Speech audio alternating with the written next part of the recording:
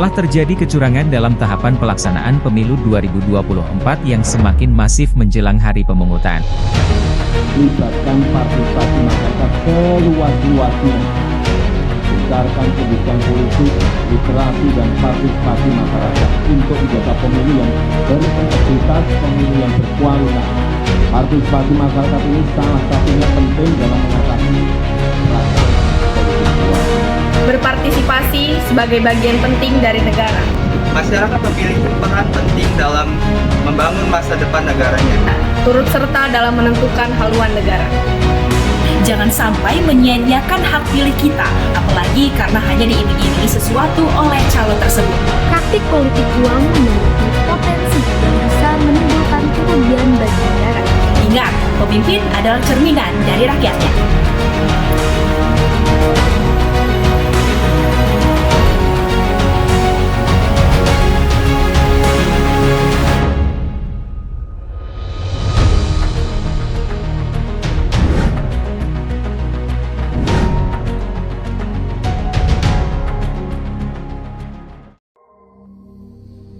Pemilu merupakan sarana bagi rakyat untuk memilih, menentukan pendapat melalui hak suara.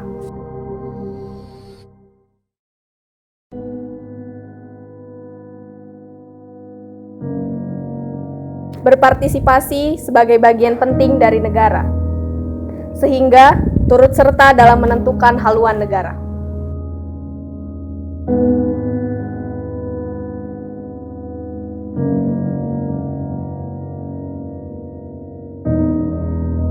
Negara Indonesia menjunjung tinggi hak-hak bagi setiap warga negaranya. Berdasarkan hak-hak tersebut, nasib bangsa dan negara ditentukan. Salah satunya dengan berpartisipasi dalam menentukan hak suara.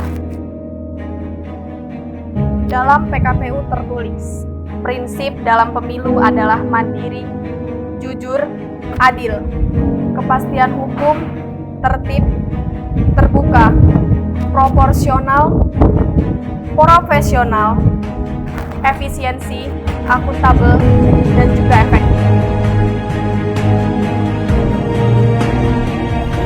Salah satu hal yang paling banyak disorot saat pemilu adalah kegiatan politik uang.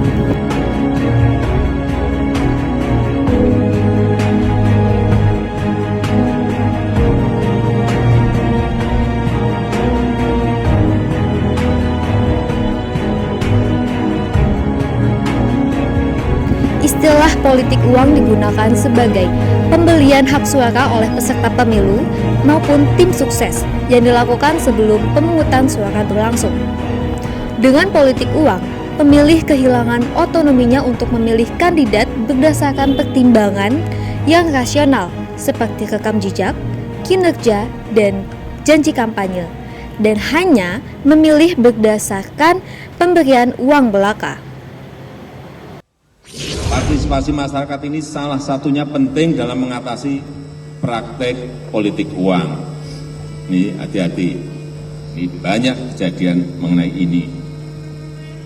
Dan politik uang itu sudah menjadi penyakit di setiap pemilu, pasti ada. Kalau ada yang bilang nggak ada, Pak, sudah nggak ada. Saya tiap hari di lapangan. Saya pernah ikut pilkada, pilihan wali kota 2 kali, pernah ikut pilihan gubernur 2 kali karena 2 ronde, pilihan presiden 2 kali. Jadi kalau ada yang membantah tidak ada, saya akan sampaikan apa adanya, ada. Itu tugas Bawaslu. Praktik politik uang memiliki potensi yang bisa menimbulkan kerugian bagi negara. Belum lagi, politik uang memiliki 3 dampak negatif. Yang pertama, pidana penjara dan denda. Yang kedua, menghasilkan manajemen pemerintahan yang korup. Dan yang ketiga, merusak paradigma bangsa.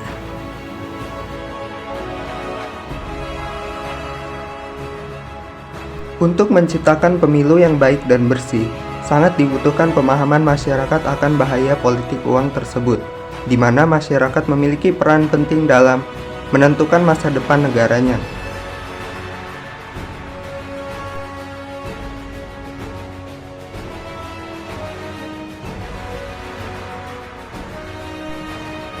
Akan tetapi, dalam hal ini masyarakat juga tidak boleh melakukan perilaku golput, karena hanya akan menguntungkan bagi calon yang tidak kredibel.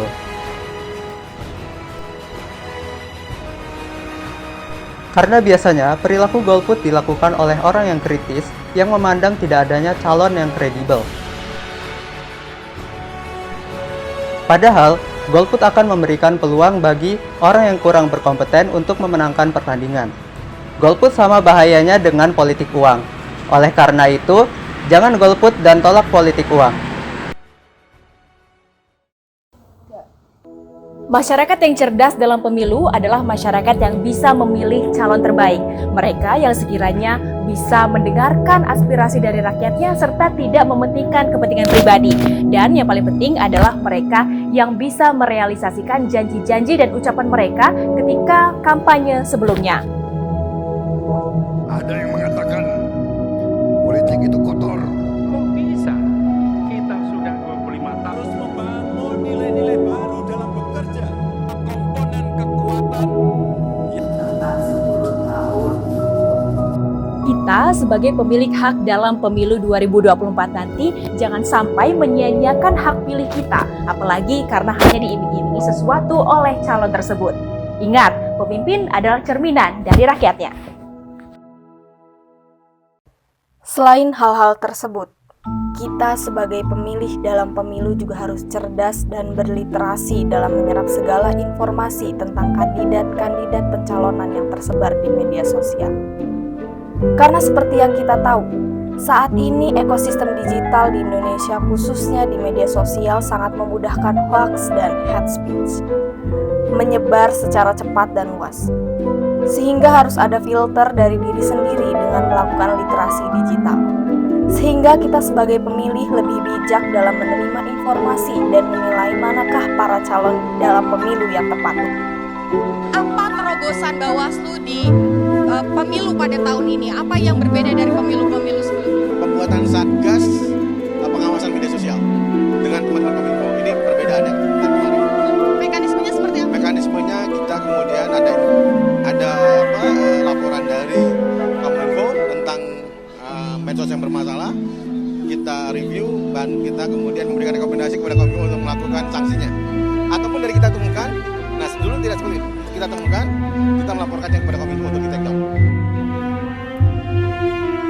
Untuk itu, marilah teman-teman semua, terutama generasi muda, para mahasiswa dan seluruh warga negara Indonesia yang memiliki hak suara serta pendapat, mari bersama-sama menyuarakan dan ikut andil dalam menciptakan pemilu yang baik dan berkualitas, supaya dapat terlahir generasi pemimpin bangsa yang amanah, bijaksana, serta selalu memikirkan kehidupan para rakyat yang ia pimpin nantinya, sesuai dengan konstitusi negara yang berlaku dan membawa perubahan yang besar dan positif bagi kehidupan berbangsa dan bernegara.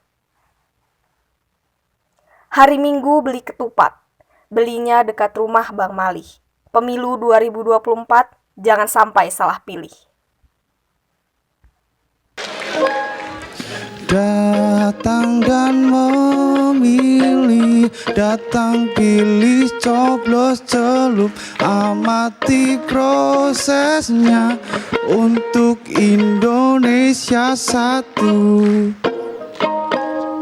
Rakyat, golput bukan solusi. Jangan lupa, Anda harus